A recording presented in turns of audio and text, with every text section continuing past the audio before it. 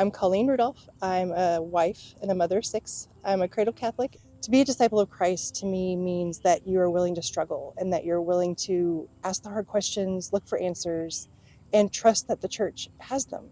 And so you keep going, you keep looking until you have the answers that you need.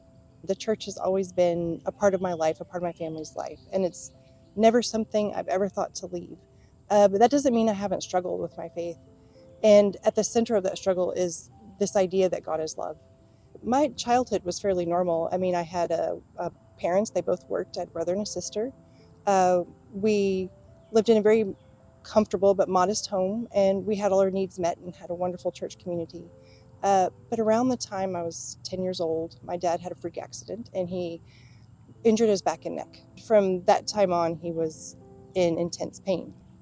Our family life completely changed after that. He was not able to work again consistently for the rest of his life after that, and my mom became the sole provider overnight. And even though the medical community couldn't really help him with his problems, that didn't stop the medical bills from piling up. And pretty soon our family was in severe financial crisis. We had to leave our home. We sold a lot of our furniture. We moved into a little 2-bedroom apartment. It was during the midst of all of this chaos in our family that my mom got a phone call.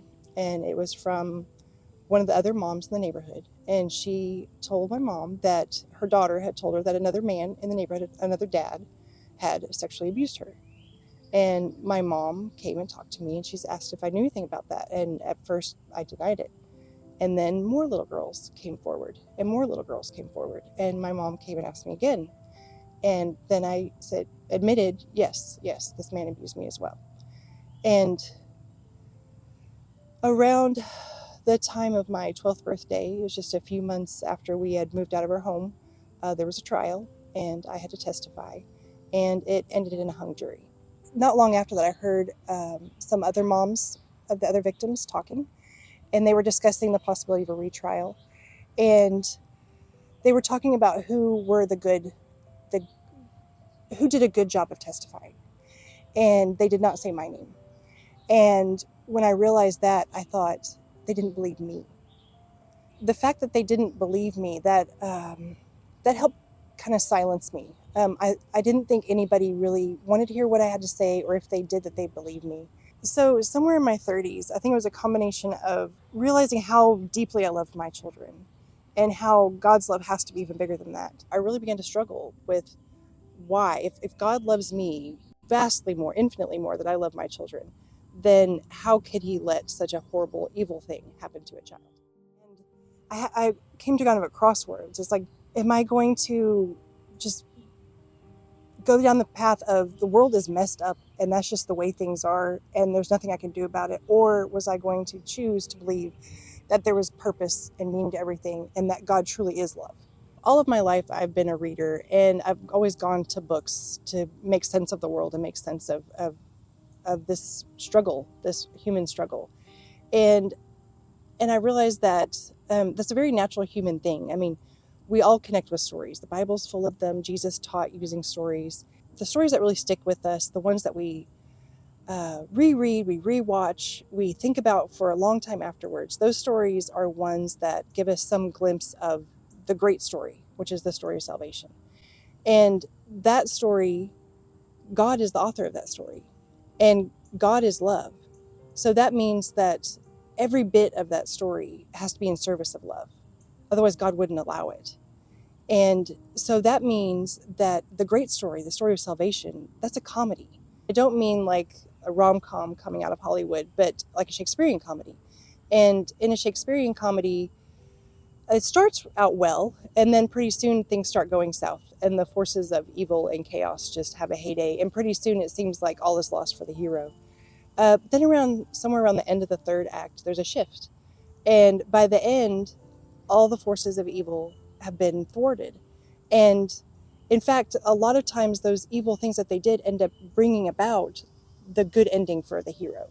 So I had this realization that I have agency in my own life. I can make a difference. I am not the victim of some great evil that I have no ability to stop, but that if I choose to follow Christ, to follow his path, then I can make a difference. I can thwart evil.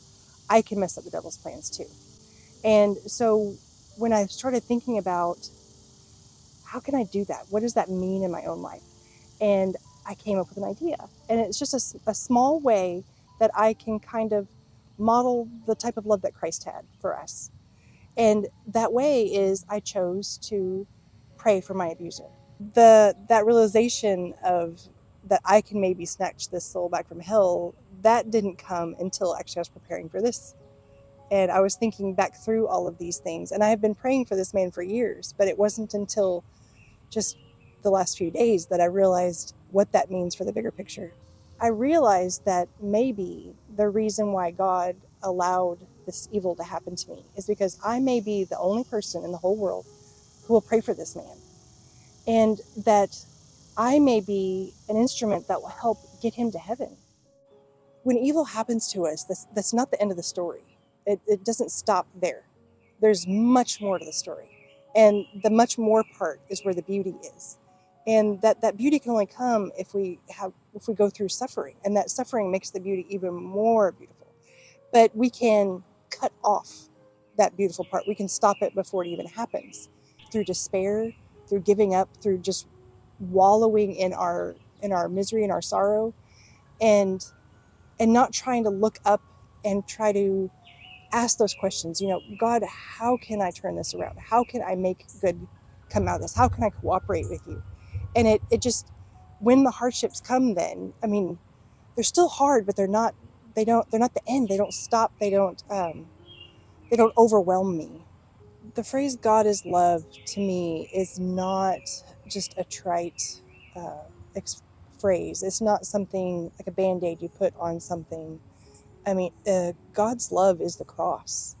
And God's love, sometimes it has to burn away parts of ourselves. If I had to sum up being a disciple of Christ in one word, I think it would be trust. And trusting that my life is a comedy, my story is a comedy that has a beautiful ending, and trusting that the church has the answers to all the questions. So ask the hard questions and keep seeking answers until you find them, because the church has 2,000 years of wisdom. We've got theologians, we've got artists, we've got writers, we've got great thinkers of all kinds, and they've got answers, and they've got multiple answers, and you keep searching until you find an answer that finally resonates with you. Trust that process.